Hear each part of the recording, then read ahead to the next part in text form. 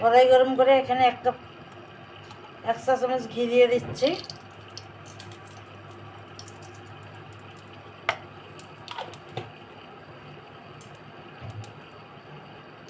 এখন দিয়ে দিচ্ছি 1/2 কাপ পরিমাণ তেল। তেলটা গরম হয়ে এসেছে, এখানে দিয়ে দিচ্ছি রসুন কুচি করে রেখেছি, রসুন কুচি।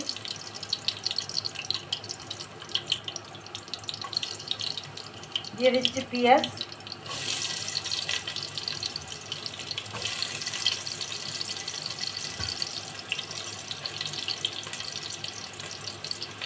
দিয়ে দিচ্ছি তেজপাতা, কাঁচামরিচ 3-4টি।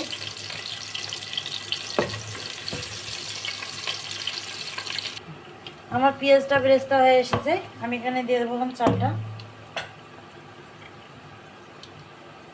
আমি চাল ডাল মিলিয়ে 1 কাপ পরিমাণ নিয়েছি।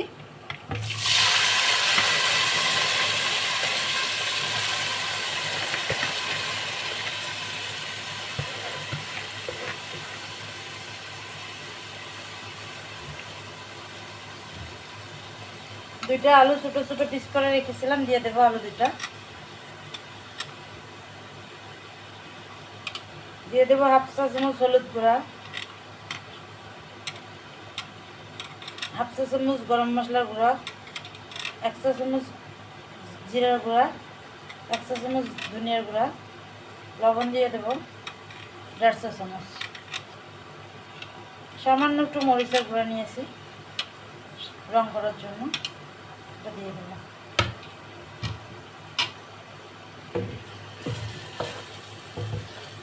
চালটা একটু নেড়ে নেব।